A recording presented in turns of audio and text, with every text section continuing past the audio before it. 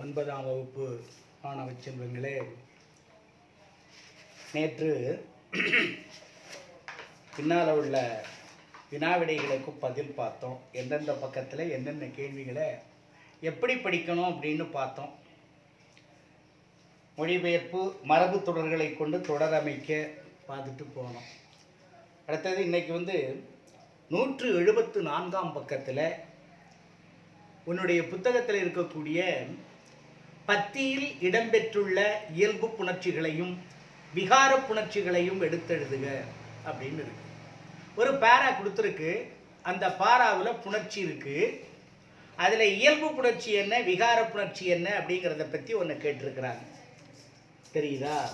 பார்த்தீங்கன்னா, காஞ்சி கைலாசநாதர் கோவில் சுற்றுச்சுவர். என்னது? சுற்றுச்சுவர். சுற்று பிளஸ் சுவர், சுற்றுச்சுவர். ஓடபர் சுற்று பிளஸ் சுவர், சுற்றுச்சுவர். இச் அந்த இடத்துல ஒரு எழுத்து புதுசாக தோன்றி இருக்கு. அப்போ அது தோன்றல் விகாரம். அது விகார புணர்ச்சி. சுற்று பிளஸ் சுவர், சுற்றுச்சுவர். அது விகார புணர்ச்சி. அந்த பாராவில் பார்த்தீங்கன்னா தம்பி, கலை பிளஸ் கூடம், கலைக்கூடம். இக்கு ககர ஒற்று மிக்கு வந்திருக்கு. அப்போ புது எழுத்து தோன்றி இருக்கு ராஜா. அப்போ புதுசாக ஒன்று தோன்றிச்சுன்னா அது என்ன? விகார புணர்ச்சி இல்லையா? தோன்றல். அப்போ விகார புணர்ச்சி நம்ம 3 வகைப்படும் படிச்சிருக்கிறோம். தோன்றல், திரிதல், கெடுதல். மரம் பிளஸ் வேர், மரவேர். இம் கெட்டு போச்சு, அது கெடுதல் விகாரம். பனம் பிளஸ் காய், பனங்காய். திரிதல் விகாரம். சுற்று பிளஸ் சுவர், சுற்றுச்சுவர். இச்சு தோன்றி இருக்கு, அது தோன்றல் விகாரம். ஆக இது விகார புணர்ச்சி. கலை பிளஸ் கூடம், கலைக்கூடம். தோன்றல் விகாரம். தெய்வம் பிளஸ் சிற்பம், தெய்வ சிற்பம். இச்சு தோன்றல் விகாரம். மட்டும் பிளஸ் அல்லாது, மட்டும் அல்லாது. அப்ப இது திரிதல் விகாரம். மட்டும் பிளஸ் அல்லாது, மட்டும் அல்லாது. மகரம் தோன்றி இருக்கு. அப்ப இது திரிதல். ஒரு எழுத்து இன்னொரு எழுத்தாக திரிந்து வந்திருந்தா திரிதல் விகாரம். உள் பிளஸ் புறம், உட்புறம். உள் பிளஸ் புறம், உட்புறம். இது விகார புணர்ச்சி தான். உள் பிளஸ் புறம் திரிதல். லகர ஒற்று டகர ஒற்றாக திரிந்து வந்திருக்கு. லகர ஒற்று டகர ஒற்றாக திரிந்து வந்திருக்கு. எனவே இதுவும் திரிதல் விகாரம் தான். ஆக விகார புணர்ச்சி. ஒன்று இயல்பு புணர்ச்சி இருக்கு பத்தியா? நிற்பது பிளஸ் போன்று, நிற்பது போன்று. No change. எந்த விதமான மாற்றங்களும் அதில் இல்லை. அதில் இப்படி வந்திருந்துச்சுன்னா அது என்ன? இயல்பு புணர்ச்சி. நிற்பது போன்று, நிற்பது போன்று. ஆக இதான் அந்த கேள்விக்கு விட தம்பி. நீ என்னென்ன எழுதியிருக்கிறனோ போர்டில் பாரு, சொல்லிட்டா அதை குறிச்சிக்க. அப்படி இல்லைன்னா போர்டை பார்த்து நீ எழுதிக்கணும் பக்கத்தில். சரிதா?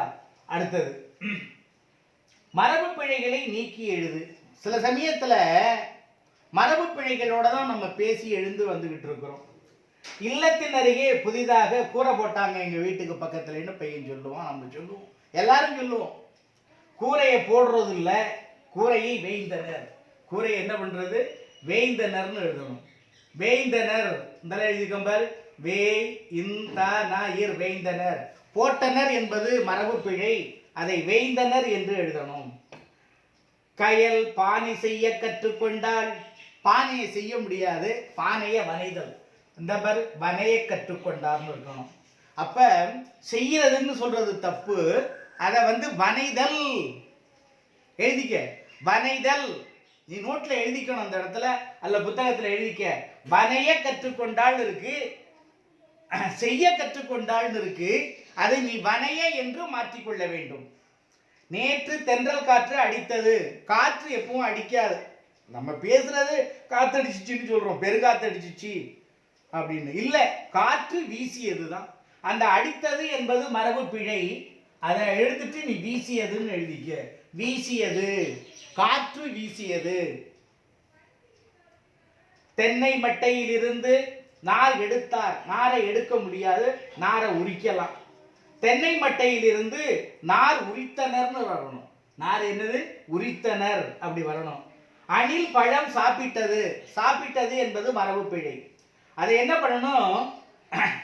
அணில் பழம் உண்டது, பழம் தின்றது. தின்றது பழம் தின்றதுன்னு சொல்லணும்.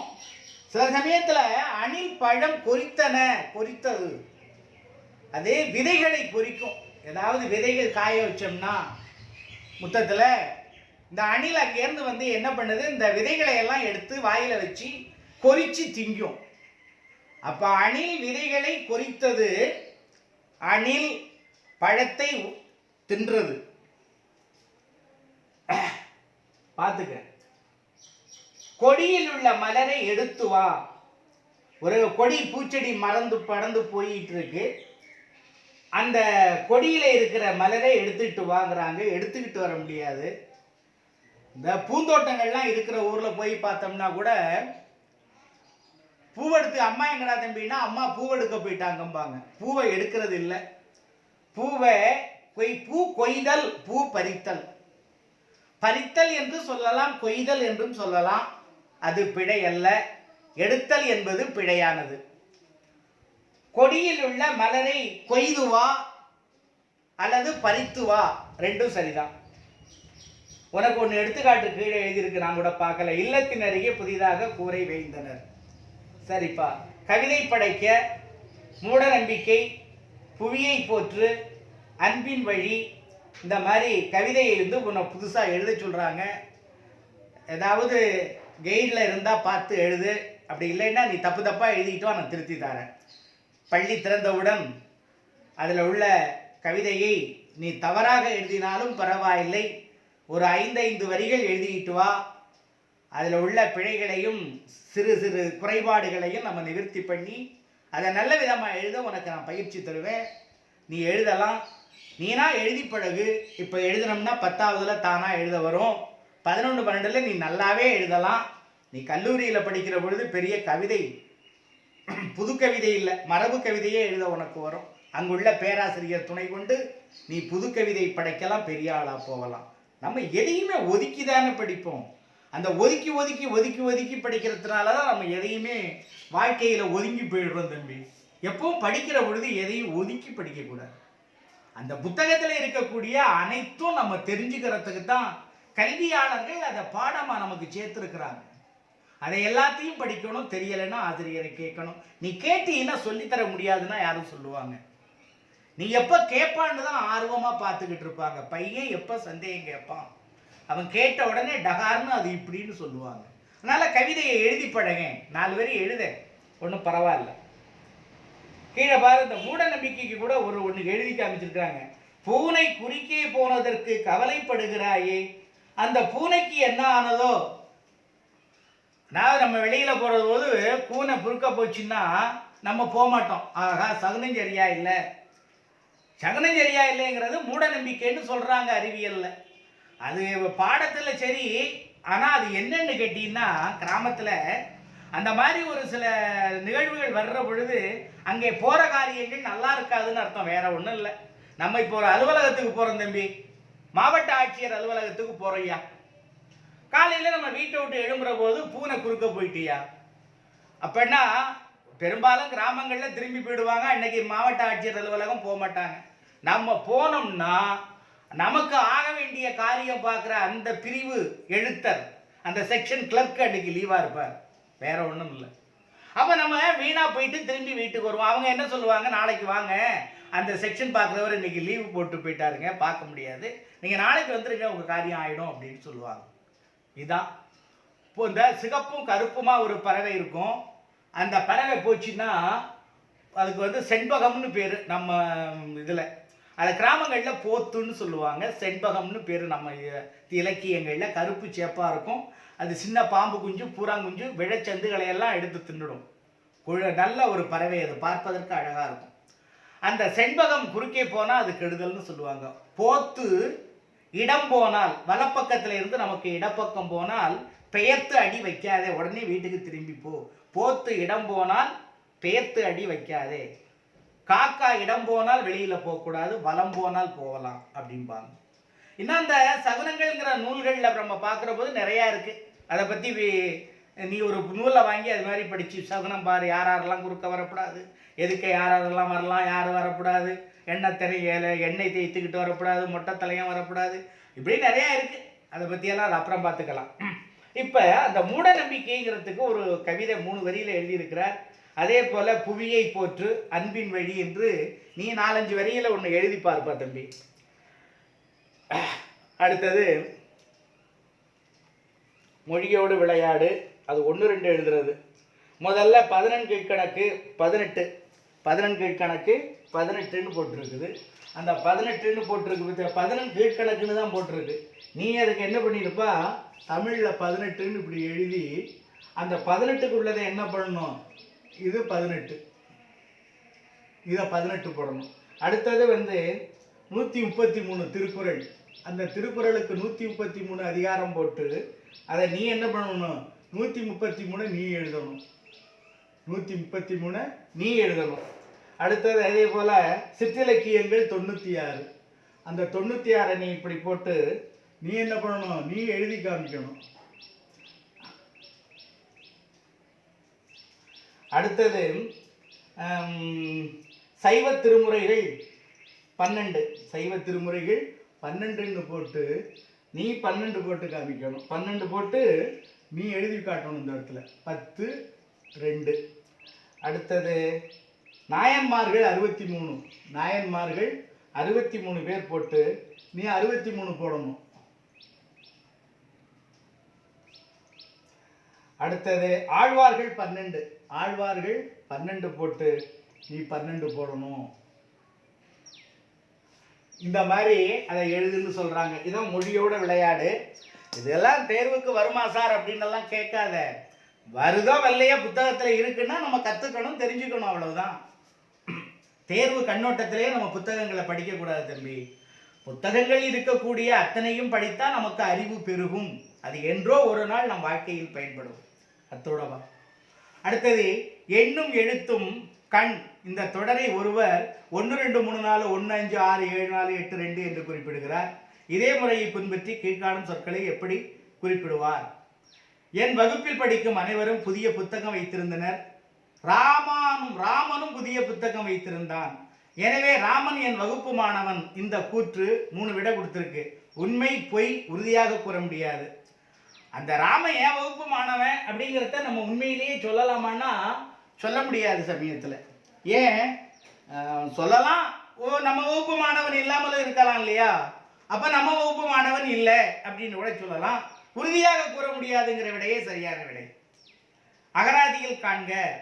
ஏங்கல், கிடுகு, தாமம், பான்மை, பொறி. இதற்கு அகராதியில் என்ன நூல் போட்டிருக்கு அப்படின்னு சொன்னா, இந்த பாரு, ஏங்கல் நிறைய இருக்கு மீனிங். இந்த ஏங்கல்னா அதுக்கு 4-5 அர்த்தம் இருக்கு. நீ ஒரு 2 இது படிச்சுக்க. ஏங்கல்னா ஓசை, அழுதல். கிடுகு கேடகம், மரச்சட்டம். தாமம் பூமாலை, வடம், கயிறு. பான்மை குணம், தகுதி. பொறி புள்ளி, தழும்பு.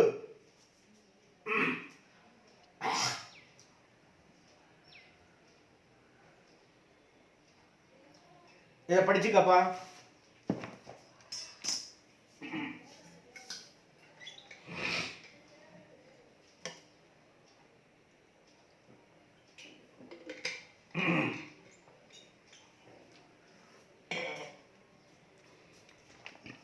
நம்ம 1 படிச்சுக்கன்னா 2 படிச்சுக்கலாம், ஒன்றும் தப்பு கிடையாது.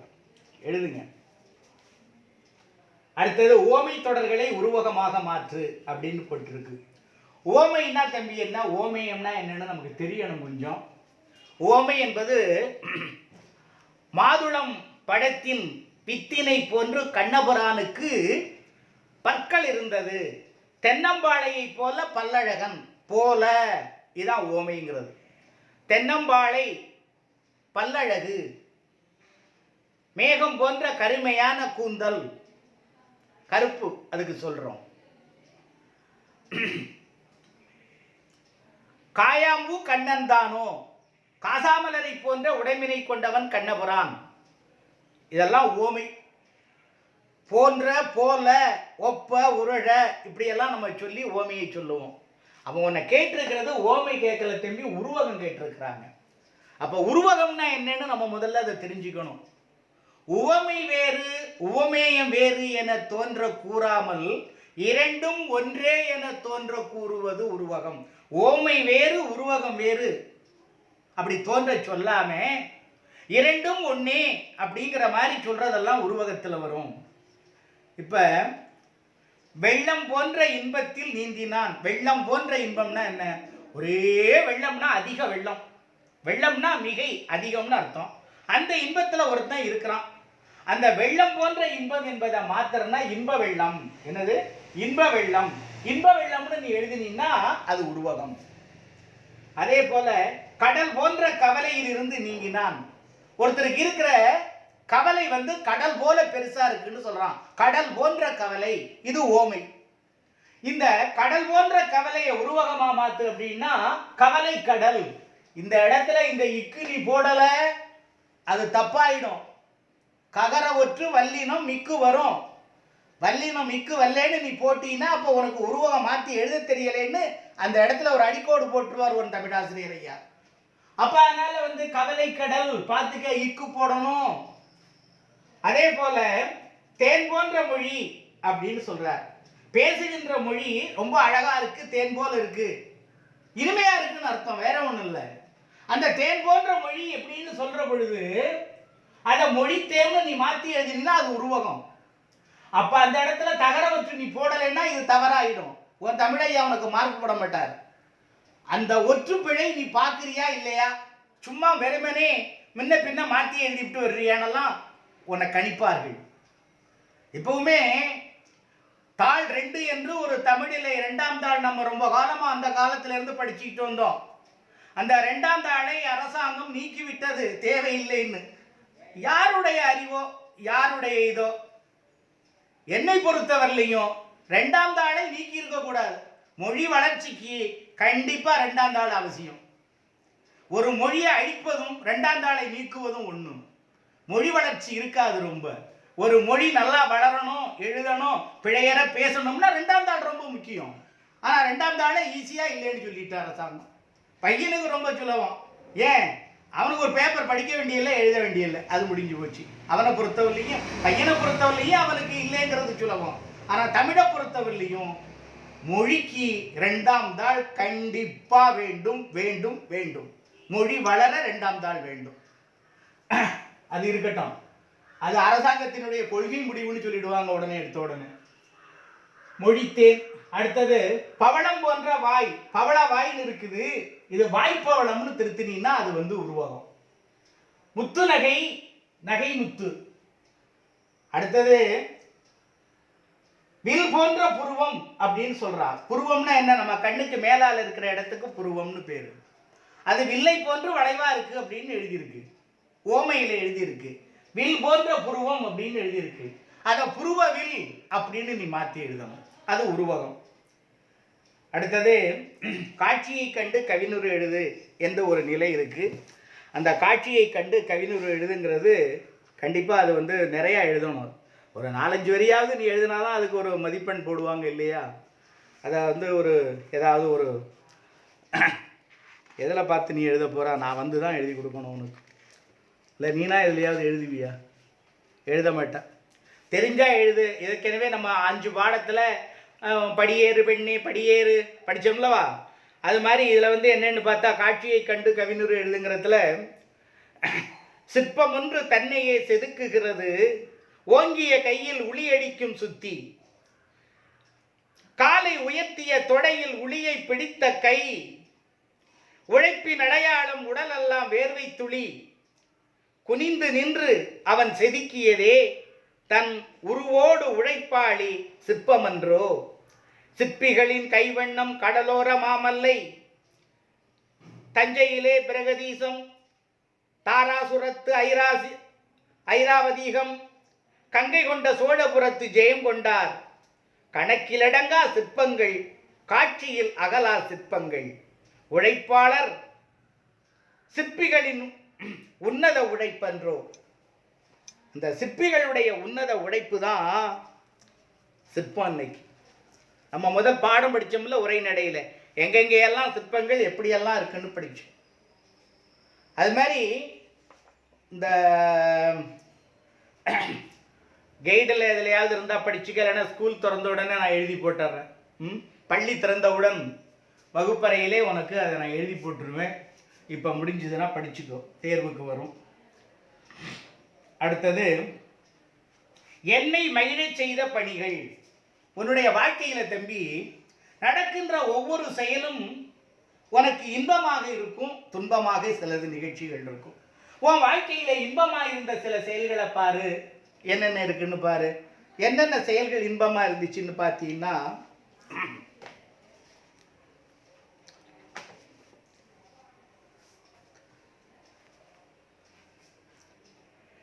இக்கட்டான நேரத்தில் தம்பிக்கு உதவியதற்காக அப்பாவிடம் பாராட்டு பெற்றேன். அப்பாப்பா ஏதோ தம்பிக்கு உதவி செய்தானா அப்பா பாராட்டினாங்களாம். என்ன அழகா இருக்கு பாரு.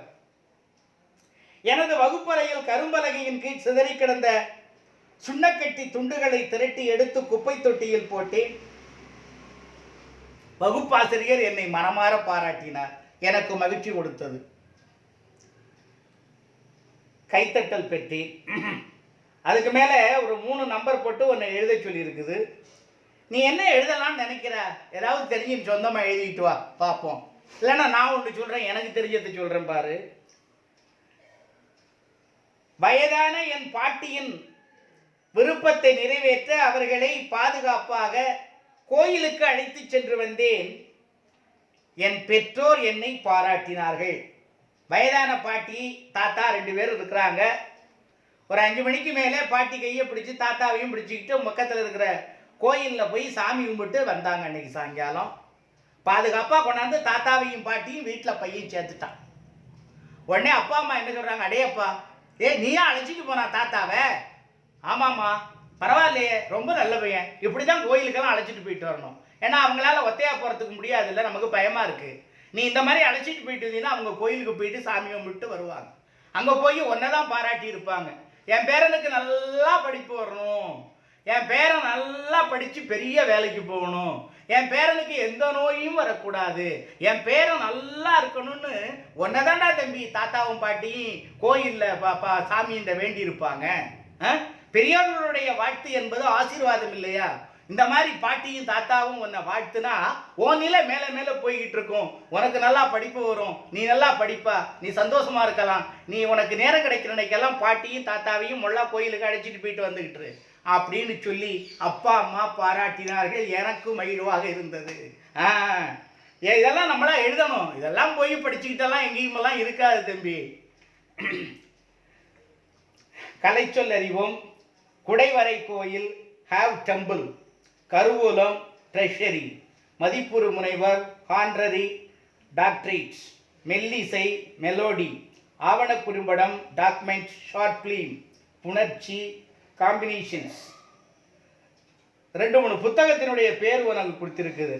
நட்பு காலம், கவிஞர் அறிவுமதி, திருக்குறள் கதைகள் கிருபானந்த வாரியார் எழுதினது. கையா, உலகே ஒரு உயிர், சேம்ஸ் லாவ்லாக், தமிழில் சாவண்ணா சுரேஷ் எழுதினது. இந்த மாதிரி புத்தகங்கள்லாம் எழுதினதா புத்தகத்தில் வந்திருக்கு. இதெல்லாம் பார்த்து படிச்சுக்க. இதெல்லாம் இந்த கேள்வி பதில் இன்னைக்கு உனக்கு முடிஞ்சிச்சு தம்பி. என்னது கேள்வி பதில் உனக்கு முடிஞ்சிச்சுது. அப்போ நீ என்ன பண்ணுற, இதை கரெக்டாக இந்த மாதம் படித்து நீ அதற்கு ஆவண செய்ய தயாராக இருக்கிற. அடுத்தது உனக்கு கொஞ்சோண்டு திருக்குறள்னு ஒரு இந்த பாடத்தில் ஒரு 4 இது கொடுத்துருக்கு தம்பி. அந்த திருக்குறளுங்கிறதுல நம்ம பாடத்தை பிறகு நடத்தினாலும் கொஞ்சோண்டு செய்திகளை கேட்டுக்க. ஏற்கனவே உனக்கு திருக்குறள் முன்னாடியே நடத்தியாச்சுது. அறம்பொருள் இன்பம் என்ற முப்பால்களால் ஆனது, 133 அதிகாரங்களையும் 1330 பாடல்களையும் திருக்குறளையும் கொண்டது. முப்பால் உத்தரவேதம், தெய்வநூல், திருவள்ளுவர், பொய்யாமொழி, வாயுரை வாழ்த்து, தமிழ்மறை, பொதுமறை என்ற பல பெயர்களில் இது வழங்கப்படுகிறது. 14 கணக்கு நூல்களில் இது முக்கியமாக ஒன்று. இது பெருமைக்குரிய நூல். திருக்குறள் இன்னைக்கு ஆங்கிலம், லத்தீன், கிரேக்கு மொழிகளில் எல்லாம் மொழிபெயர்த்திருக்கிறாங்க. உலகத்தில் உள்ள அனைத்து பொது மக்களுக்கும் இது ஒன்றா இருக்கிறதுனால உலக பொதுமறை என்று அழைக்கிறார்கள். ஆளும் வேலும் பல்லுக்குருதின்னு சொல்கிறதுலேருந்தே இந்த 2 அடியில் இருக்கக்கூடிய திருக்குறள் எவ்வளவு பெருமைன்னு நமக்கு தெரியுது. திருவள்ளுவ மாலை என்னும் நூல் திருக்குறளுடைய பெருமையை விளக்குவதாகவே அமைந்துள்ளது. எல்லா புலவர்களும், மேடை பேச்சாளர்களும், பள்ளிக்கூடத்து ஆசிரியர்களும் எல்லாரும் இன்னைக்கு ஏதாவது ஒன்று விளக்கணும்னா வள்ளுவர் இயற்றிய திருக்குறள்லேருந்து தான் மேற்கோள் நூலெல்லாம் எடுத்து அதுக்கு விளக்கம் சொல்கிறாங்க. இடைக்காடனார் கடுகை துளைத்து கடலை புகட்டி குறுகத் தரித்த குறள் என்று ஔவையார் கூறுகின்றார்.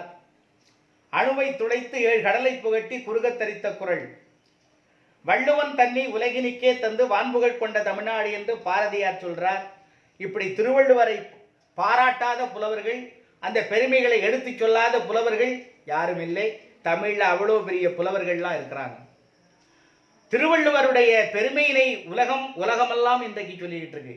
ஏன்னா அது ஒரு இனத்தாருக்கோ, ஒரு ஜாதியாருக்கோ, ஒரு மதத்தாருக்கோ சொல்லப்பட்டதல்ல, எல்லாருக்கும் சொல்லப்பட்டது. என்னது? எல்லாருக்கும் சொல்லப்பட்டது, மனித இனத்துக்காக சொல்லப்பட்டது. அதனால தான் அது உலக பொதுமறைன்னு சொல்லுது. அதில் நமக்கு 2-3 குறள் வந்திருக்கு. அதில் அந்த 2-3 குறளில் 2 குறள் பார்ப்போம், அப்புறம் கொஞ்சம் கொஞ்சமாக பார்த்துக்கலாம். புல்லறிவாண்மை அப்படிங்கிற ஒரு ஒரு அதிகாரத்தில் ஒரு 2 குறள் இருக்கு. புல்லறிவாண்மை அப்படின்னு சொல்லி, ஏவவும் செய்கலான் தான் தேரான் அவ்வுயிர் போம் அளவும் ஓர் நோய் அப்படின்னு சொல்றான். ஏவவும் செய்கலான், ஏவியபடி தான் ஒரு காரியத்தை செய்ய மாட்டான். தான் தேரான், தானும் அந்த வேலையை செய்ய மாட்டான். அப்படி இருக்கிறவன் போம் அளவும் ஒரு நோய், அவன் இருக்கிற அளவுக்கும் அது ஒரு நோய். ஏன்னா அந்த குறைந்த அறிவுடையவன் நிறைந்த அறிவுடையவர் போல் நடிக்கிறானே, அதுக்குத்தான் புல்லறிவாண்மைன்னு பேரு. அந்த புல்லறிவாண்மை அப்படிங்கிற பொழுது குறைந்த அறிவினை உடையவன் அப்படின்னு சொல்றோம். சொன்னாலும் செய்யான், தானும் செய்யான், இதுக்குத்தான் புல்லறிவான் அப்படின்னு சொல்றது. சொன்னாலும் செய்யாமல், தானாகவும் செய்யாமல் இருப்பவன் உயிர் சாகும் வரை அவன் ஒரு நோய் மாதிரி. அதுக்கு அதைத்தான் சொல்றார் வள்ளுவர். ஏவவும் செய்கலான், ஏவினாலும் செய்ய மாட்டான். தான் தேரான், அவனும் செய்ய மாட்டான். உயிர் போம் அளவும் ஒரு நோய், அவன் இறக்கும் வரைக்கும் அது ஒரு நோயாகவே இருப்பான். காணாதான் காட்டுவான், தான் காணான் காணாதான் கண்டானாம் தான் கண்டவாறு. காணாதான் அறிவில்லாதவனை காட்டுவான், அறிவுடையவனாக காட்டுவான். அதாவது அறிவில்லாதவனுக்கு அறிவுரை சொல்லுகின்றவன். தான் காணான், அப்படி முயல்கின்றவன் அறிவில்லாதவன். காணாதான் கண்டானாம், காணாதான் கண்டானாம், அறிவில்லாதவனே ஆவான். அறிவில்லாதவனுக்கு அறிவுரை சொல்லுகின்றவன் அறிவில்லாதவனாக மாறிவிடுவான். அமையா, அறிவில்லாதவனுக்கு போய் போய் மீண்டும் நம்ம ஒரு அறிவுரையை சொன்னோம்னா அவன் சொல்லுகின்றவரே அறிவில்லாதவனாக மாறிவிடுவான். தான் கண்டவாறு, அறிவில்லாதவன் அவனுக்கு தெரிந்த அளவில் அவன் அறிவுடையவனாக தோன்றுவான். சாதாரண அறிவில்லாதவன் அவன் அறிவுடையவனாகவே தோன்றுவான். நல்லா பார்த்துக்க. காணாதான் காட்டுவான், அறிவில்லாதவனை அறிவுடையவனாக பார்க்கிறவன் முயல்பவன். தான் காணான், அறிவில்லாதவனாவான். காணாதான் கண்டானாம், அறிவில்லாதவனோ தான் புரிந்த வகையில் அறிந்த வகையில் தான் கண்டவாறு அறிவுள்ளவனாக தோன்றியிருப்பான். அவனே அறிவுள்ளவனாக தோன்றியிருப்பான். இப்படி அந்த புல்லறிவாளனை பற்றி, அந்த அறிவில்லாதவனுக்கு நாம் போய் ஒரு அறிவை சொன்னோம்னா நம்ம சொல்லுகின்றவனே அறிவில்லாதவனாக மாறிடுவோம். அப்ப அறிவில்லாதவனுக்கு போய் ஒரு அறிவை சொல்றது ஏற்புடையதில்லை. அப்படி சொன்னோம்னா நாமளே அறிவில்லாதவனாக மாறிவிடுவோம். ஆனா அதே சமயத்தில் அறிவில்லாதவன் அவனுக்கு தெரிந்த அளவில் அறிவுடையவனாக இருப்பான். இப்படி அந்த புல்லறிவாளனை பற்றி சொல்லுகின்றார். அடுத்தது இகல்னு ஒரு பாட்டு இருக்குது. அந்த இகல்ன்றத ஒரு பாட்டு தான் கொடுத்துருக்குறாங்க, அதை முடிச்சுட்டு நிறுத்துவோம். இகல், இகல் என்பதற்கு ஒரே ஒரு குறள் கொடுத்துருக்குறாங்க தம்பி. மன மாறுபாடு, அதனால் வரும் பகை. இன்பத்துள் இன்பம் பயக்கும் இகலென்னும் துன்பத்துள் துன்பம் கெடின். பாரு, இகல் என்னும் துன்பத்துள் துன்பம் கெடின், அப்படி மாத்திக்க. இகல் என்னும் துன்பத்துள் துன்பம் கெடின், இன்பத்துள் இன்பம் பயக்கும். இகல் மனக்கசப்பு, துன்பத்திலே மனக்கசப்பு என்னும் ஒரு மோசமான துன்பம் மறைஞ்சு போச்சுன்னா, இகல் என்னும் துன்பத்துள் துன்பம் கெடின், அந்த துன்பம் மனதை மாறி போச்சுன்னா, மனஸ்தாபம்னு சொல்லேன், மனஸ்தாபம் இல்லாம போச்சுன்னா, இகல் என்னும் அந்த மனக்கசப்பு மனஸ்தாபம் என்பது துன்பத்துள் துன்பம் இல்லாம போச்சுன்னா, துன்பத்திலே மனக்கசப்பு என்னும் மோசமான துன்பம் மறைஞ்சு போச்சுன்னா, இன்பத்துள் இன்பம் பயக்கும். இன்பத்திலே சிறந்த இன்பம் தானா நமக்கு வரும். இன்பத்திலேயே சிறந்த இன்பம் வந்து சேரும். அந்த மனக்கசப்புங்கிறது இருக்கக்கூடாதிய. அது மனக்கசப்புன்னு இருந்துச்சுன்னா எப்பவுமே மனசுக்குள்ள இருந்து அது உறுத்திக்கிட்டே இருக்கும். அது ஒரு நாள் நம்மளை விட்டு போவாது. இகல் என்னும் துன்பத்துள், மனஸ்தாபம் என்னும் துன்பங்கள் எல்லாம், அந்த மனஸ்தாபம் என்னும் துன்பங்களில் எல்லாம் துன்பம் கெடின், துன்பம் நீங்கி போச்சுன்னா, துன்பங்களுக்கெல்லாம் கொடிய துன்பமாகிய மனஸ்தாபம் என்னும் துன்பம் இல்லையானால், அதாவது எவ்வளவோ துன்பங்கள் மனிதனுக்கு இருக்கு, அந்த எல்லா துன்பங்களிலும் மனஸ்தாபம் என்று சொல்லக்கூடிய துன்பம் இருக்கு, அந்த துன்பம் தான் பெரிய துன்பம் அப்படின்னு சொல்றார். துன்பங்களுக்கெல்லாம் கொடிய துன்பமாகிய மனஸ்தாபம் என்னும் துன்பம் இல்லையானால் இன்பத்துள் இன்பம் பயக்கும், இன்பங்களுக்கெல்லாம் சிறந்த இன்பம் நமக்கு உண்டாகும். ஆக மனசுல மனஸ்தாபத்தை வச்சுக்காதே அப்படிங்கிறார். அப்படி மனஸ்தாபம் என்பது இருக்குமே ஆனால் நமக்கு அது ஒரு நோய் போல வந்துடும். அதனால அந்த மனஸ்தாபம் என்று சொல்லக்கூடிய இகல், அந்த இகல் என்று சொல்லக்கூடிய மனஸ்தாபம், அந்த துன்பம் நீங்கிட்டுன்னா நமக்கு பெரிய இன்பம் தானா வந்து சேரும் அப்படின்னு சொல்றார். அடுக்கிய கோடி பெரினும், அடுத்தது பார்ப்பா, ஒரே குறள் மட்டும்பா. அடுக்கிய கோடி பெரினும் குடி பிறந்தார் குன்றுவ செய்தல் இலர். அடுக்கிய கோடி பெரினும், குடிமை என்பது நற்குடி பிறத்தல் செயல். அது அந்த அடுக்கிய கோடி பெரினும், நிறைய கோடி கோடியான செல்வங்களை அள்ளி உங்ககிட்ட கொட்டி கொட்டி கொடுத்தாலும், பல கோடி தருவதாக இருந்தாலும், நல்லதொரு குடியிலே பிறந்தவர்கள் நற்குடி பிறந்தார் குன்றுவ செய்தல் இலர், கீழ்தரமான பொருள் செயல்களை செய்ய மாட்டார். கோடி பொருள் அடுக்கி கொடுத்தாலும் நல்லொழுக்கமான குடியிலே பிறந்தவர் எந்த தவறையும் செய்ய மாட்டார், பணத்துக்காக எதையும் செய்ய மாட்டார். இது இந்த காலத்துக்கு ஒத்து வருமானு பார்க்கணும். ஏன்னா வள்ளுவருடைய காலத்தை வள்ளுவர் இப்படியெல்லாம் சொல்லிதான் குறள் செஞ்சிருக்கிறாரு, நம்ம படிக்கிறோம். ஆனா நடைமுறை அப்படி இல்லையே. வள்ளுவருடைய குறள் கருத்துப்படி இந்த உலகம் இயங்குமேயானால் எவ்வளவோ செழிப்புடைய உலகமாக மாறிடும் தம்பி. நம்ம படிக்கிற இலக்கியங்களுக்கும் நம்முடைய வாழ்க்கை நடைமுறைகளுக்கும் எந்த சம்பந்தமும் கிடையாது. தூக்கி குப்பையில் போட்டு நம்ம உட்காந்துக்கிட்டு இருக்கிறோம். அடுக்கிய கோடி பெரினும் குடி பிறந்தார் குன்றுவ செய்தல் இலர். எவ்வளவு பெரிய செல்வங்களை அள்ளி அள்ளி ஒருத்தர் கொடுத்தாலும் நற்குடியிலே பிறந்தவர்கள் கீழ்த்தரமான இழி செயல்களை ஒரு நாளும் செய்ய மாட்டார்கள் அப்படின்னு சொல்றார்.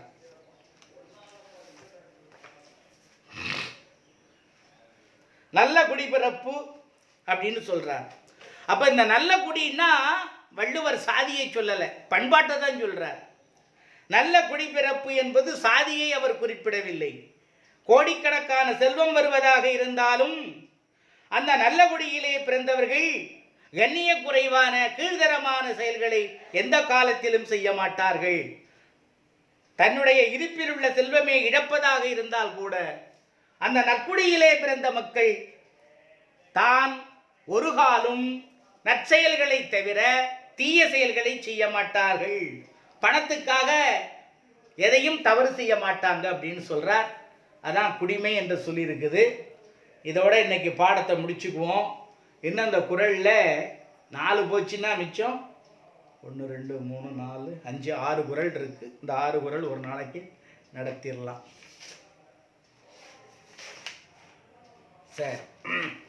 சரிப்பா தம்பி, இப்போ இந்த 19ஆம் தேதி நமக்கு இன்னைக்கு இந்த பாடம் முடிகிற பொழுது உனக்கு இந்த பாடத்தில் இருக்கக்கூடிய பின்பக்கத்தில் வினாக்களுக்கு விடை 2 நாள் நடத்தியிருக்கு.